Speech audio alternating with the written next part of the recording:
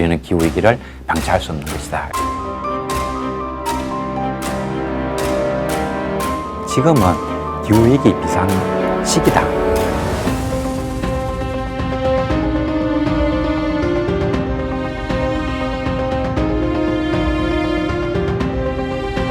(40% 정도의 식물만 살아남고 나머지 58%는 멸종한다.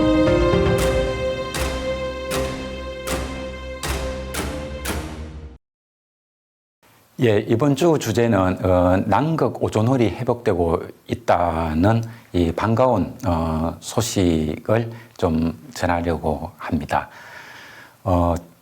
남극 오존홀 같은 경우는 1970년대에 이제 발견이 되어서 그동안 한 50년 넘게 우리를 많이 괴롭혀온 그런 지구 환경 문제입니다. 근데 이것이 지금 수준으로 가면은 한 금세기 중반 2050년 전후가 되면 이 남극 오존홀이라든가 북극에 있는 작은 오존홀이 1980년 이전 수준으로 완전히 회복될 수 있을 것이라고 하는 이런 반가운 소식이 그 유엔 환경개발과 세계기상기구 그리고 미국 나사가 각 동동으로 참여한 보고서에서 지적을 하고 있습니다. 그래서 이 문제에 대해서 같이 한번 생각해 보고자 합니다.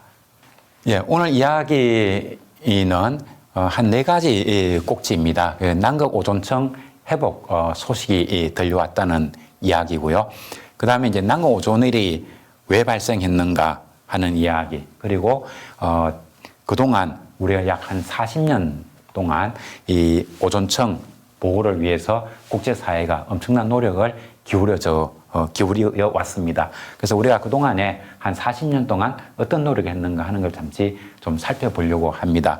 그리고 이 오존층 보호를 위한 이 여정, 이 경로를 그대로 따라서 우리가 기후위기 문제를 국제사회가 해결해 가려고 하고 있습니다. 근데 이제 우리가 남극 오존층 회복 문제는 어느 정도 해결의 어떤 끝이 좀 보인다라고 얘기를 합니다만은 오존층을 갖다 회복하는 대신에 또 새로운 하나의 그 숙제를 우리는 또 남겼습니다. 근데 어떤 숙제가 남겨져 있는가 하는 얘기도 같이 한번 살펴보고자 합니다. 예, 이분은 이제 세계 기상기구 사무총장입니다. 그 탈라스란 분이죠. 그 이분 얘기가 우리가 그동안 한 40년 동안 정확하게는 한 36년 정도 되죠. 1987년에 몬트리올 오정서, 그러니까 오존홀을 만드는 그 성층권에 있는 오존을 파괴하는 원인 물질인 프레온가스를 생산하지도 말고 사용하지도 말자 하는 그 의정서가 1987년에 맺어졌고 그 의정서에 따라서 국제사회가 노력해 왔으니까 금년이 2023년이니까 약 36년 정도가 걸렸습니다.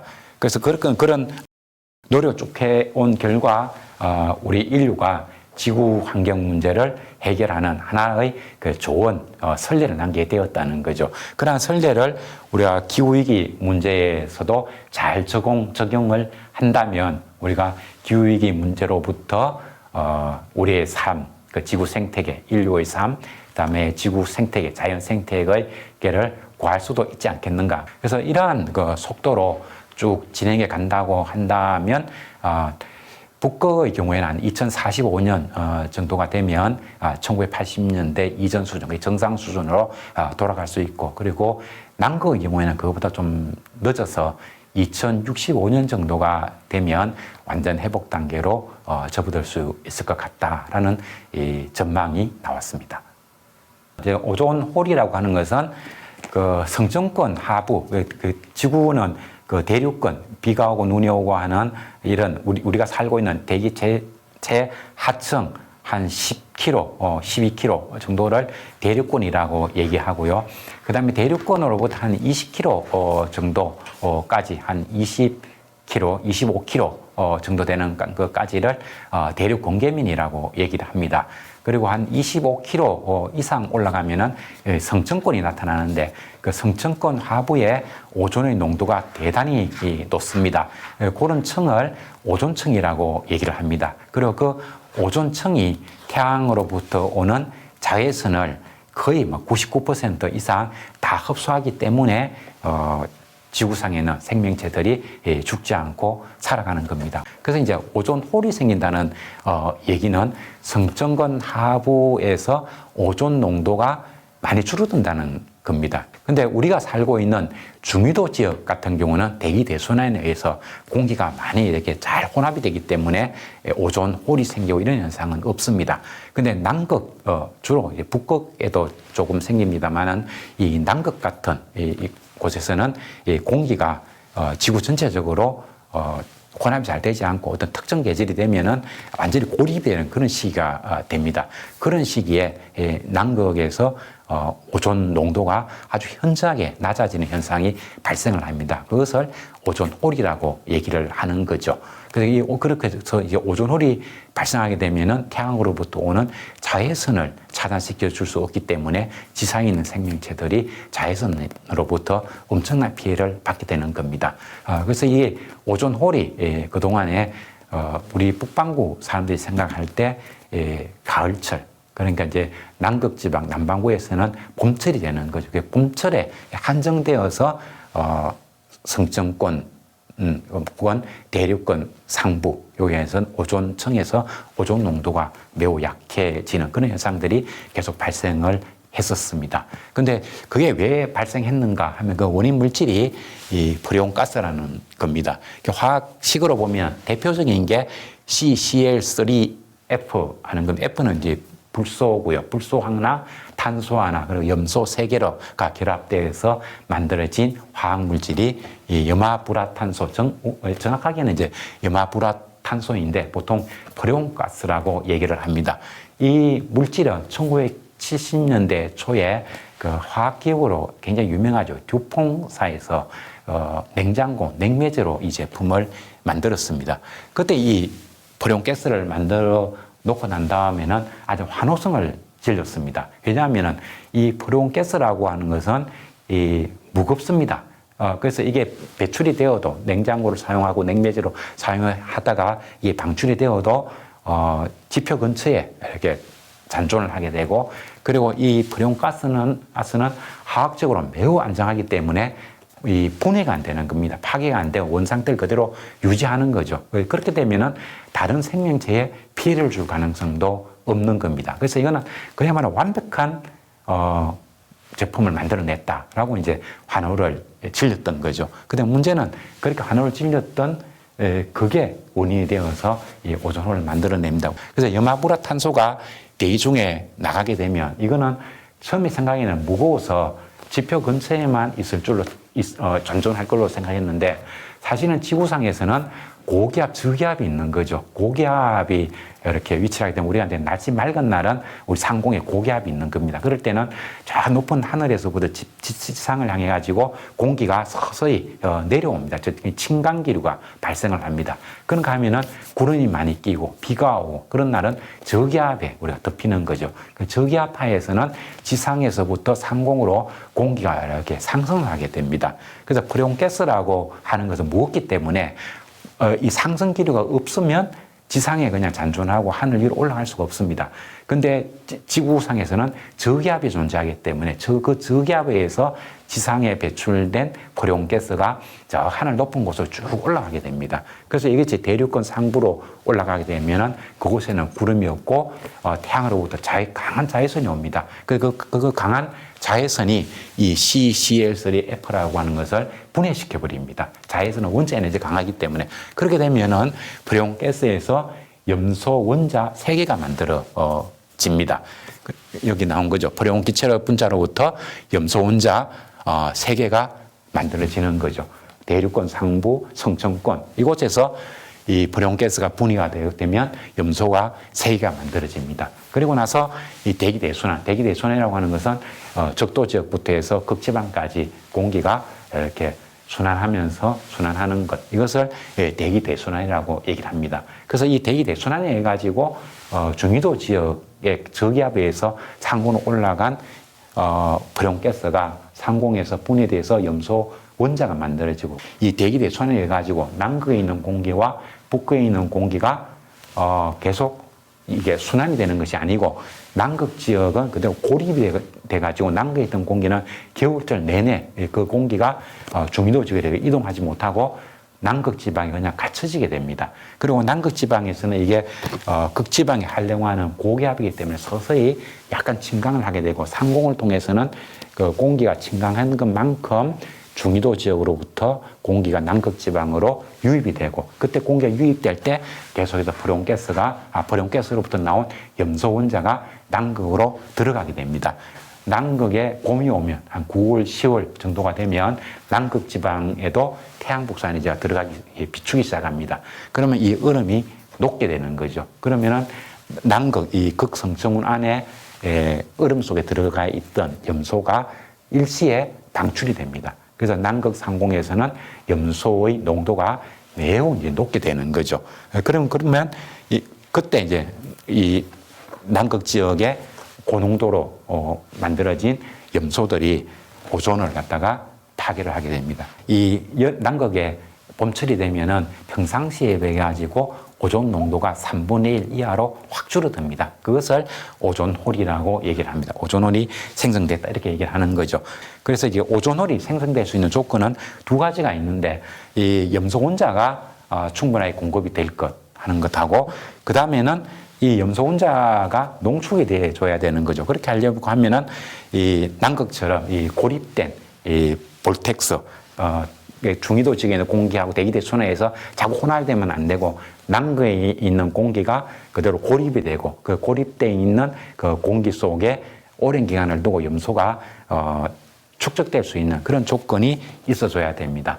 그래 보면은 이제 오존 생성 조건이 이게 염소 원자를 갖다 많이 방출시키는 거 이것은 인위적 인간이 만드는 것이고 그다음 극지방에 강력한 볼텍스가 만들어지는 것은 겨울철에 남극 지역에 태양 복사 에너지가 도달되지 않기 때문에 강한 지표 냉각을 받기 때문에 그런 거죠. 그래서 이건 이제 자연적으로 만들어진다고 볼 수가 있겠습니다. 그래서 자연적으로 이 만들어지는 남극 지방의 저온 현상에 우리가 어떻게 할 수 없는 것이고 남극 오존홀을 지키기 위해서는 결국 염소가 남극 지방에 들어가서 농축이 안 되도록 만들어야 되는 거죠. 그러려고 하면은 이 프레온가스를 우리가 사용하지 않아야 된다는 그런 결론에 도달을 하게 됩니다. 예, 그다음에 그러면 이제 성층권의 그 오존 농도가 감소되면은 어떤 일이 벌어지는가 하는 건데요. 오존 농도가 1% 정도 줄면 지상에 도달하는 자외선이 2% 정도 증가한다고 합니다. 그리고 이렇게 되면은 피부암 발생이 4 내지 6% 정도 증가합니다. 80년대 말에서 90년 이때는 칠레라든가 이런 남극에 가까운 이런 지역에서는 그리고 호주 이런 곳에서는 오존홀이 발생하는 이것이 원인이 되어 가지고 연간 5만 명 이상의 피부암 환자가 발생하기도 했었습니다.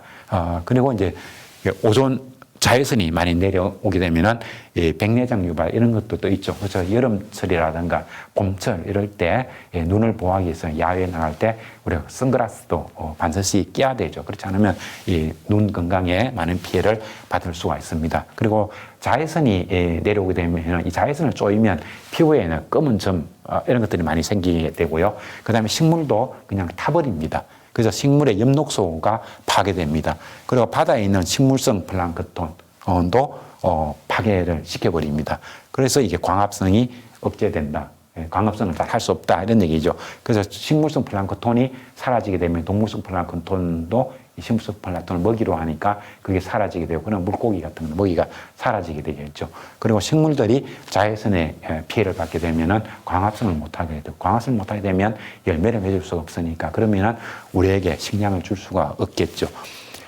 그리고 이제 오존 전량, 지상으로부터 해서 대기 끝까지 이 기둥에 쌓여져 있는 그 오존의 양을 얘기하는데요. 이게 한 15% 정도 감소하면 어떤 일이 벌어지는가 하는 건데 오존층 상공, 오존층은 한 지상으로부터 한 25km부터 한 40km, 한 15km 정도 되는 곳에 오존 농도가 매우 높은 데 그것을 오존층이라고 얘기를 합니다. 여기에 이제 오존 농도가 한 40% 감소하는 꼴이 된다는 거죠. 이렇게 되면은 성층권에 기온 감소가 발생하게 된다. 왜냐하면 오존은 자외선을 흡수하다, 복사에너지를 흡수하게 되니까 그 복사에너지를 흡수한다는 얘기는 온도가 올라간다는 얘기가 되겠죠. 그죠? 오존의 농도가 줄어들면 성층권의 기온도 감소하게 됩니다. 그리고 대륙권하고 그다음에 성층권 사이에서도 서로 상호작용이 활발하게 일어납니다. 그리고 겨울철에 한파 같은 경우 엄청난 한파가 생기고 할 때 그 원인이 어디에 있는가라고 설명할 때는 그 성층권의 온도 변화하고 연계시켜서 설명을 하기도 합니다. 즉 오존층의 오존 농도가 줄어들면 오존층에 격심한 온도 변화가 오고 그렇게 온도 변화가 오면 그것이 대륙권 대기 순환에도 영향을 미치게 된다는 거죠. 즉 이 대륙권 대기 대순환이 바뀐다는 것이 바로 기후 변화인 거죠. 엄청난 한파가 온다든가, 폭염이 온다든가, 홍수가 진다든가 이런 것들이 결국은 대기 대순환의 이상 때문에 이상 기후가 발생을 하는 겁니다. 그래서 우리가 이상 기후가 오는 것은 우리가 살고 있는 이 하층 대기만의 문제가 아니라 이 대륙권 위에 있는 성층권도 중요한 역할을 하게 됩니다. 예, 그 다음에는 이제 오존층 보호를 위해서 우리가 어떤 노력을 해왔는가 하는 것을 잠시 살펴보도록 하겠습니다. 오존 호를 만든 그 원인 물질은 프리온가스라고 얘기를 했고요. 프리온가스는 1972년으로 저는 기억을 합니다만은 그 듀폰사에서 냉장고 냉매제로 만들었습니다. 그게 만들어지고 난 다음에 화학자들이 몰리나라든가 크루첸 이런 사람들이 이 프리온가스가 성층권 오존을 파괴할 가능성이 있다라고 경고를 합니다. 그러니까 실제로 오존홀이 만들어지기 전에 이 화학자들은 이미 예상을 했던 거죠. 이렇게 예상이 나오니까 1975년대 이런 논문이 나왔습니다. 이런 논문을 낸 몰리나하고 크루첸은 당시 과학자들이라든가 혹은 이 듀퐁산의 기업체로부터 엄청난 비난을 받았습니다. 프리온가스는 화학적으로 매우 안전하기 때문에 어떤 상황에서도 분해되지 않는다. 그리고 이게 무기 때문에 이게 지상 부근에 있지 이게 하늘로 올라갈 리가 없다. 하늘로 올라갈 수가 없는데 어떻게 오존호를 만들어내느냐라고 엄청난 비난을 받기도 했습니다.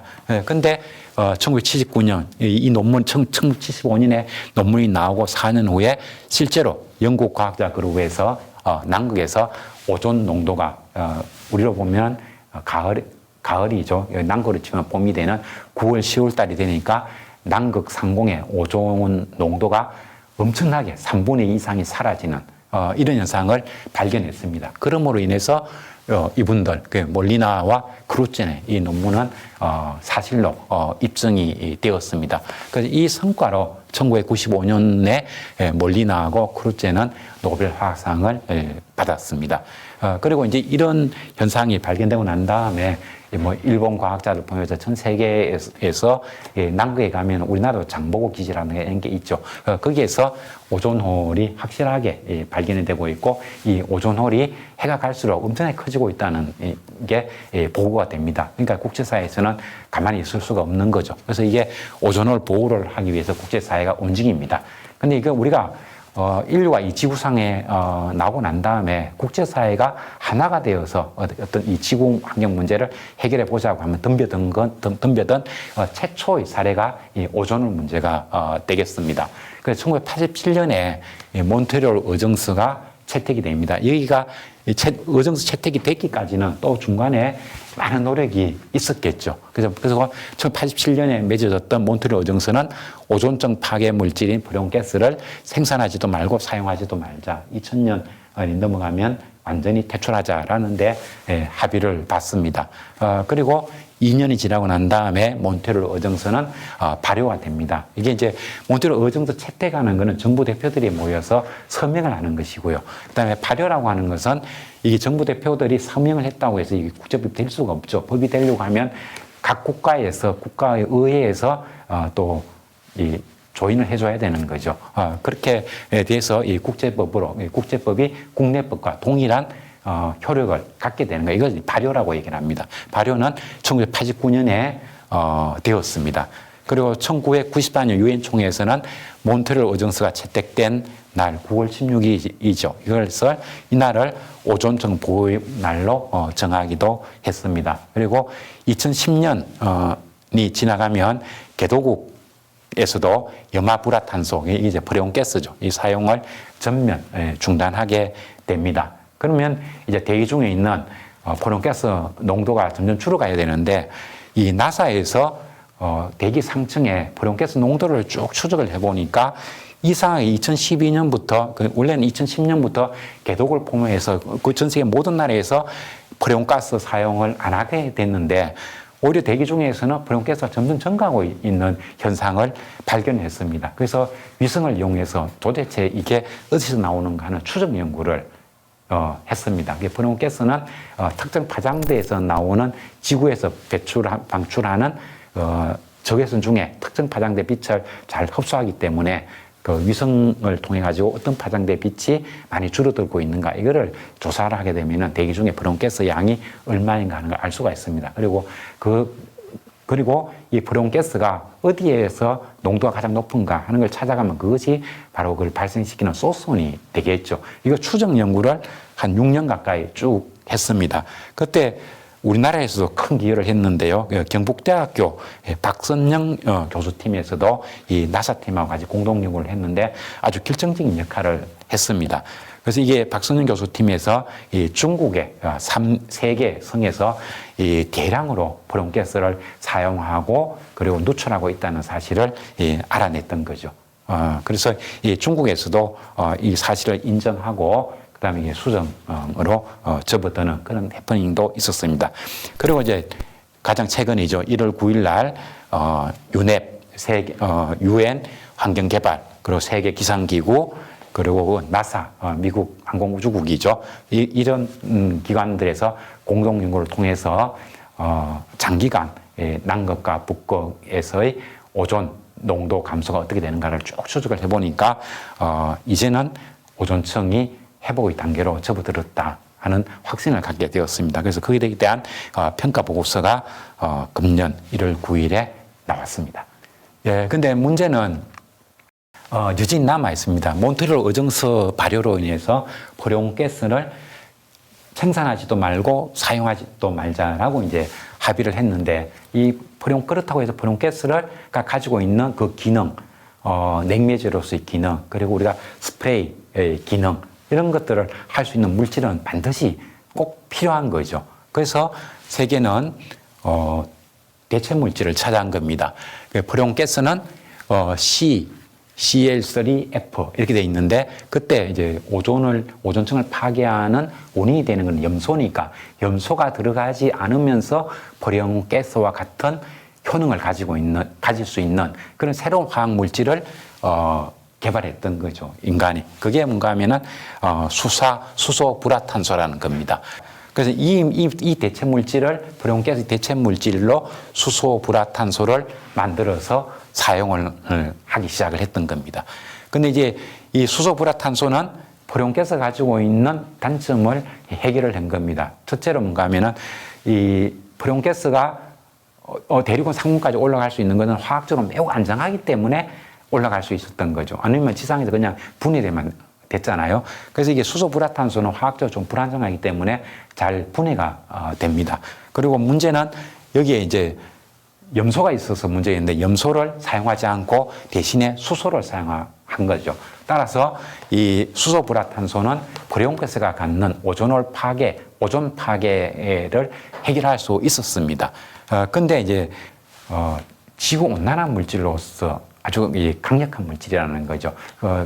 같은 질량의 이산화탄소하고 비교를 해보면 수소 불화탄소는 지구온난화 효과가 적게는 100배, 많게는 한 1만 배 가까이 지구온난화를 많이 유발할 수 있는 그런 또 문제를 가지고 있습니다. 그렇지만 이 수소 불화탄소는 일단은 이걸 사용하게 되면 몬트리올 의정서의 규제로부터 벗어날 수 있으니까 이걸 사람들이 세계학국이 굉장히 많이 사용을 했습니다. 그래서 전 세계적으로 냉매제 수요가 폭증을 하죠. 지구온난화로 인해서 지구온도가 자꾸 높아지니까 에어컨 사용도 많아지죠. 그 다음에 사람들이 또 멋을 내고 이렇게 하려고 하면은 스프레이라든가 이런 것도 많이 사용하게 되고요. 그 다음에 지구온난화 문제, 기후위기 문제에 대응하기 위해서는 단열재 얘기를 많이 합니다. 그 집에서 난방이라든가 냉방 에너지를 적게 쓰기 위해서는 단열을 잘해야 되는데 그 단열재는 또 종류가 많이 있습니다만 그 중에서는 이 수소불화 탄소를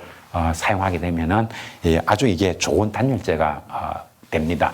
근데 그런 단열재를 사용하게 되면 당장은 단열 효과를 많이 가져오지만 그 주택이 노후화가 되면 결국은 단열재도 노후화가 되겠죠. 그러면은 그 단열재 안에 들어있던 수소불화 탄소가 대기 중으로 방출이 됩니다. 그러면서 지구온난화 문제를 가져옵니다. 근데 지금식으로 보면은 냉매제 수요 폭증 때문에 이게 계속 사용량이 증가하는데 2050년이 되면은 65기가톤까지 배출이 증가할 수가 있다라고 얘기를 합니다. 물론 이제 이게 수소불화탄소가 매우 강력한 지구온난화 효과 기체라는 게 알려졌기 때문에 기후변화 협약에 의해서 다시 이제 강력한 규제를 받고 있긴 합니다.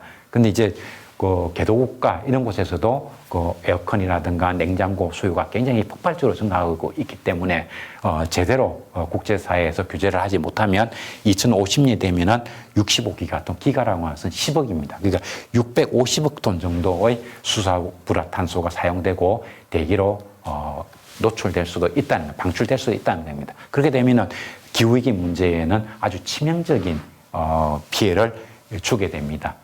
그래서 이게 다시 또 수소불화탄소를 대체할 수 있는 물질, 이것을 만들어내야 되는 것이 우리에게 남겨진 숙제라고 말할 수 있겠습니다.